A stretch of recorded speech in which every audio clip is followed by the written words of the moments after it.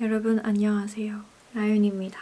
오늘은요, 저의 첫 Q&A 영상을 찍어보려고 해요. 저는 이제 미국에서 돌아와서 시차 적응하고 또 우리 카카오톡 영어 스터디 미드나잇 소사이어티 강의 준비하고 또 2기가 곧 오픈되거든요.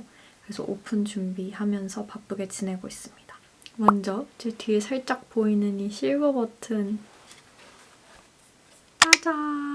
여러분 진짜 너무너무 감사해요. 실버 버튼을 올해 안에 받을 수 있을 줄 진짜 몰랐거든요. 11월 24일 제 생일 하루 전날 10만을 달성했습니다. 우리 달고나들이 저한테 올해 진짜 최고의 생일 선물을 준 것 같아요. 저희 아빠도 제가 10만 되자마자 카톡 오셔가지고 달고나들이 선물을 줬다고. 네, 정말 맞습니다. 정말 최고의 생일 선물이었어요. 그래서 제가 처음으로 Q&A를 좀 찍어보려고 합니다. 여러분들이 질문 진짜 많이 보내주셨는데요. 제가 그 질문들 중에 좀 얘기해보면 좋을 것 같은 것들을 몇 가지 추려서 비행기 타고 오면서 그 질문에 대한 답을 이렇게 열심히 적어봤어요. 근데 이렇게 적다 보니까 약간 일기 쓰듯이 되게 제 속에 있는 얘기들을 많이 적게 되더라고요. 그래서 오늘 이 Q&A는 제가 얘기하지 않았던 제가 경험했던 일들이나 뭐 요즘의 고민이나 이런 얘기를 많이 할 것 같습니다. 그러면 빨리 한번 시작을 해볼게요. 첫 번째는요. 요즘 가장 많이 하는 생각이 뭔가요? 요즘 가장 많이 하는 생각? 사실 요즘 가장 많이 하는 생각은 내년에 대한 좀 설렘과 두려움이에요. 내년에 굉장히 큰 변화가 있을 예정이거든요, 저의 삶에. 이 얘기는 구체적으로는 다른 영상에서 해볼게요. 그래서 참 설렘도 있고, 또 한편으로는 두려움도 되게 크고, 그 생각을 가장 많이 하는 것 같습니다. 내년에 대한 생각. 그리고 또 요즘 새롭게 하는 생각은 약간, 인생은 고통이다 라는 말이 있잖아요. 그 말이 무슨 뜻인지 잘 몰랐거든요. 근데 최근에 그 말을 조금 알 것도 같다라는 생각을 하게 됐어요. 이건 그냥 웃자고 하는 얘기긴 한데 인생은 되게 선택의 연속이잖아요. 모든 게 되게 잘 풀리고 잘 되고 있다라고 할 때에도 내가 놓아야 되는 것들이 생기고 포기해야 되는 것들이 생기더라고요. 그걸 보면서 진짜 왜 인생이 고통의 연속이라 하는지 알겠다. 모든 게 다 완벽할 수는 없는 거구나. 이렇게 뭔가 기쁨과 좌절, 행복과 슬픔, 이 모든 게 약간 밸런스를 유지하면서 가는 게 인생이구나. 이런 생각을 최근에 좀 했습니다. 그리고 또 좀 다짐하고 있는 것 중에 하나가요. 제가 너무 요즘 바쁘고 좀 정신이 없다 보니까 감사함에 대해서 깊게 생각해보는 시간을 충분히 못 갖고 있는 것 같더라고요. 제가 쓰는 그 감사 일기 있잖아요. 이거 제가 대학원 다닐 때는 진짜 열심히 썼는데 솔직히 말해서 올해는 열심히 쓰지 못했거든요. 그래서 이거 다시 아침마다 좀 잘 쓰려고 하고 있고요. 두 번째는 어떤 질문이 있었냐면요. 내 앞에 닥친 일이 너무 두렵고 버거울 때 어떻게 해야 할지 모르겠다고 고민을 보내주시면서 저는 어떻게 하는지 물어봐 주셨어요. 근데 이거에 대해서 제가 꼭 얘기를 하고 싶었던 게 저는 사실 지난 3년 동안 계속 그랬던 것 같아요. 지난 3년 동안 진짜 많이 성장했다는 말이기도 해요. 통대 입시 준비한 거, 통대 다니면서 공부도 했지만 일도 하고 또 통대 졸업하고 나서 통역사로 활동도 시작하고 두렵고 버거운 순간이 진짜 많았어요. 제가 통대 준비할 때도 사실 저는 남들 앞에서 발표하고 앞에 나서서 말하고 이런 거 굉장히 잘 못하는 사람이었어요. 그래서 사실은 통역사가 되겠다라고 마음을 먹으면서 나 이거를 꼭 극복해야지라고 생각을 했어요. 그래서 그때 당시에 코로나 시기였는데도 학원에 대면으로 참석을 했어요. 왜냐하면 이제 학생들이 좀 있거든요. 아무리 코로나 때였어도 한 10명 정도는 있었던 것 같아요. 그러면 통역 수업 때 이렇게 마이크를 들고 통역을 해요. 그러면 제 통역 끝나면 선생님이 크리틱을 해주시거든요. 그래서 일부러 학원에 가서 마이크 잡고 통역을 했죠. 근데 정말 얼마나 떨렸냐면 약간 죽을 것 같은 느낌이었어요. 약간 이렇게 통역을 하고 마이크를 내리면 그냥 손이 이렇게 진짜 이렇게 떨리고 귀에서 막 삐 이렇게 소리 나서 사실 거의 한 달 정도는 선생님이 어떤 크리틱을 주셨는지 기억이 안 날 정도로 발표하는 게 저한테는 그렇게 어려운 일이었거든요. 근데 한 달, 두 달쯤 지나니까 극복이 되더라고요. 그거를 저한테 되게 고마워요. 그것부터 하지 않았다면 그 이후에 저에게 일어난 그 모든 일들은 일어나지 못했을 거예요. 어떤 분들은 발표하는 게 뭐 그렇게 어려워? 라고 하실 수도 있는데 저한테는 그때 당시에 제일 무서운 일이었던 것 같아요. 그리고 통대 다니면서도 수업 때마다 크리틱 받는 것도 사실은 버겁고 힘든 순간들이 오는 일이고, 그리고 처음으로 내 통역을 돈을 받고 이제 서비스로서 제공을 할 때 그 부담감, 중압감 이런 것도 처음으로 견뎌봐야 했고, 또 그 이후로도 조금 더 큰 자리에 가서 통역을 하게 되거나 할 때마다 이제 처음 보는 분에게 이 중요한 자리에서 완벽한 통역을 제공해야 한다는 그 부담감. 그건 아직도 떨치지 못하는 거긴 한데요. 이제 처음에는 지금보다 더 어마무시하게 그 부담감이 왔었거든요. 그래서 그런 것들이 있었죠. 이제 지난 3년간. 근데 이것도 사실 제가 그 발표라는 두려움을 한번 깨고 나니까 약간은 무의식 중에 그래도 나 이거 죽을 것 같아도 버티면 버틸 수 있다 라는 생각이 조금 생겼었던 것 같아요. 그래서 만약 포기하고 싶은 일이 있더라도 한 번쯤은 정면 돌파해보는 거 저는 완전 추천합니다. 이제까지 제가 살아온 바로는 도망친 곳에 천국은 없다 라는 말이 굉장히 저는 와닿거든요. 도망치지 말고 부딪히면 그 천국이 오는 것 같아요. 그러니까 좋은 결과가 오는 것 같아요. 근데 제 지인이 얼마 전에 인스타에 도망친 곳에 천국이 없다면 제대로 도망쳤는지 생각해보자 라는 글을 올렸는데 그것도 맞는 말인 것 같더라고요. 그러니까 지금 내가 두렵다고 느끼고 버겁다고 느끼는 일이 버텨내야 좋은 결과가 오는 그런 도전 과제인지 아니면 진짜 나를 괴롭히는 도망가야 하는 일인지 자기 합리화하지 않고 객관적으로 잘 판단해보는 게 중요할 것 같다는 생각이 들었습니다. 다음은요. 직업 선택에 대한 가치관을 좀 듣고 싶다고 하시는 분들이 있었어요. 그리고 통역사 말고 다른 직업을 생각해 본 적이 있는지 이것도 물어보신 분이 계셨는데요. 제가 왜 통역사가 되기로 결정을 하고 대학 졸업 후에 바로 통대 입시를 시작을 했냐면요.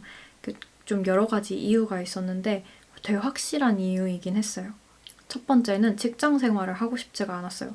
저는 조금 여기저기 관심 분야가 다양한 편이었어가지고 직장 생활을 시작하면 뭔가 다른 거 하고 싶은 게 생겼을 때 자유롭게 할 수 없다는 게 조금 걱정이 됐어요.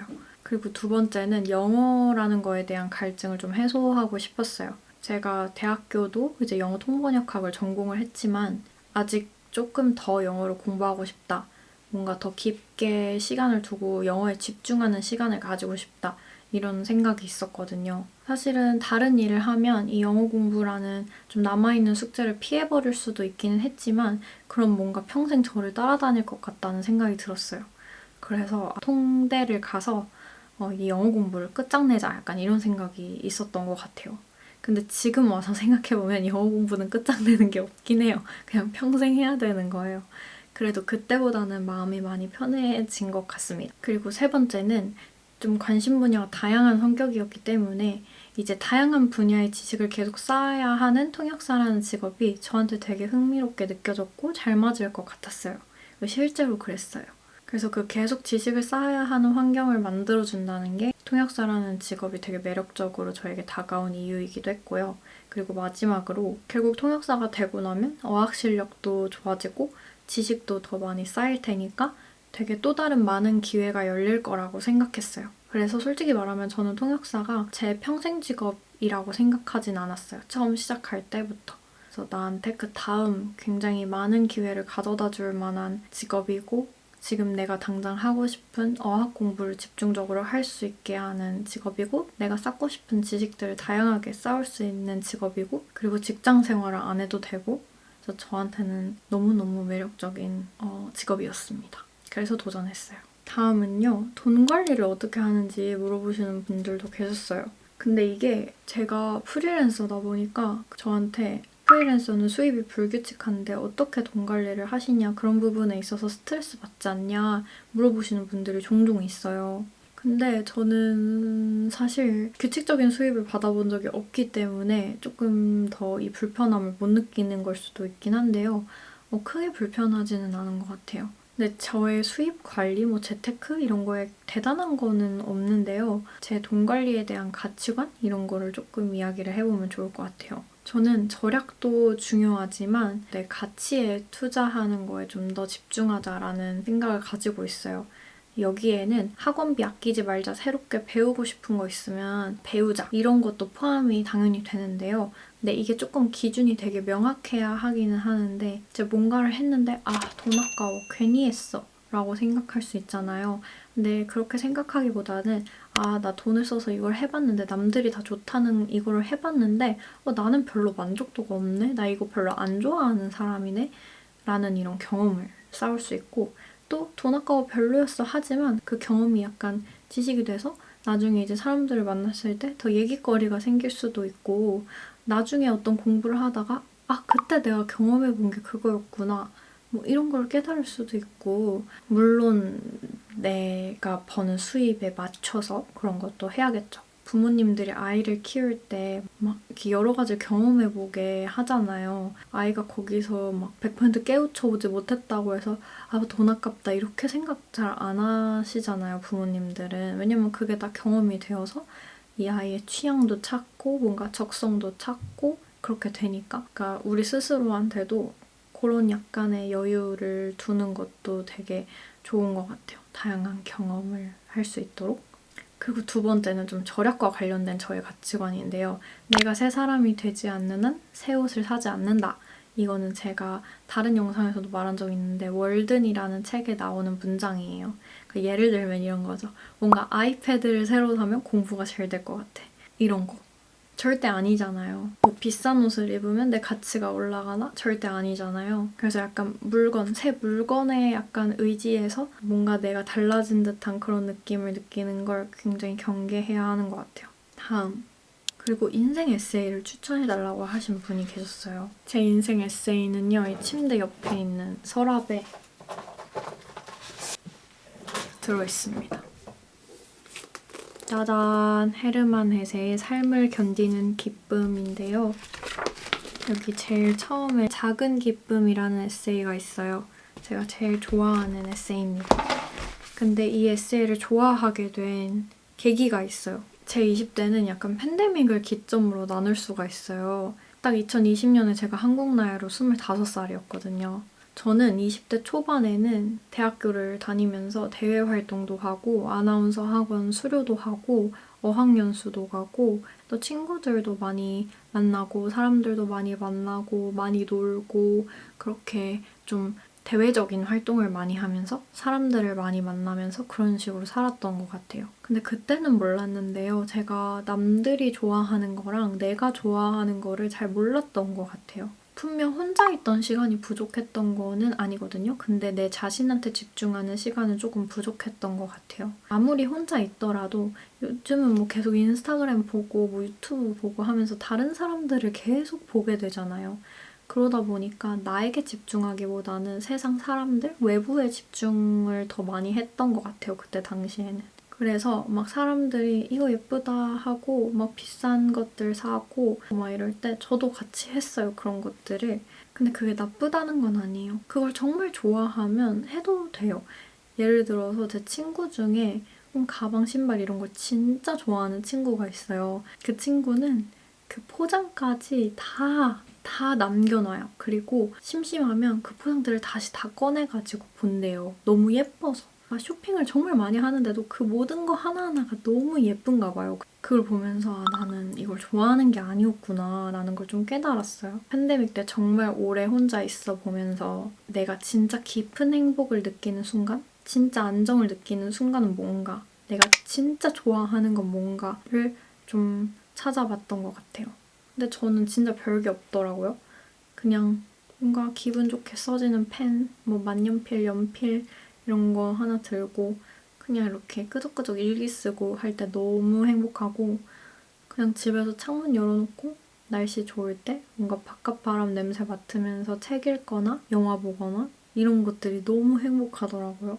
그때 그 안정감과 너무너무 깊은 행복을 느끼고 나니까 뭔가 다시 예전으로 돌아가지 않게 되더라고요.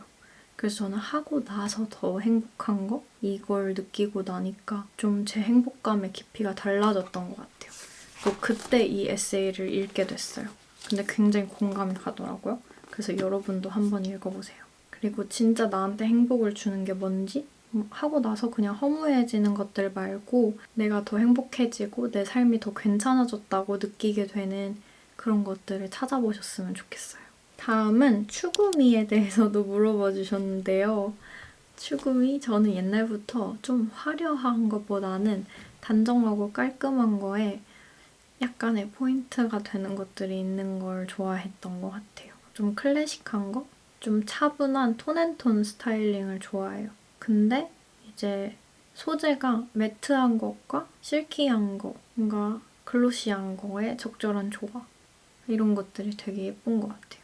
근데 그 최근부터 이제 막 와이드 팬츠에 막 이런 것들 Y2K 이런 거 유행했잖아요.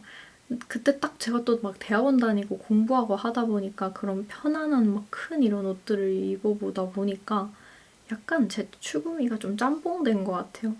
다시금 좀 미니멀한 클래식한 그런 룩으로 저의 추구미를 좀 이렇게 재조정해볼 필요가 있는 것 같습니다.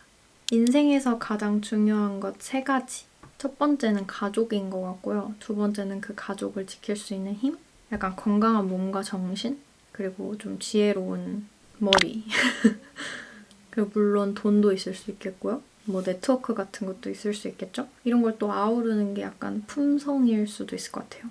그래서 뭔가 마음이 건강하고 성실하고 착하고 지혜롭고 사람들에게 잘 베풀고 그러면 이제 내 가족을 지킬 수 있는 힘도 생기지 않나? 이런 생각을 합니다. 그리고 3번째는 즐거움인 것 같아요. 좀 이런 작은 행복들, 건강한 관계, 그리고 뭔가 창작 활동이나 배움, 좀 즐거움을 주는 것들, 그런 요소들이 있는 거, 그게 또 인생에서 중요한 거, 3번째인 것 같습니다. 그러면 이제 마지막으로 내년 계획을 한번 말을 해보려고 합니다. 내년에 좀 새로운 일이 많이 생길 것 같아요. 좀 새롭게 도전하는 것들이 생길 계획인데요.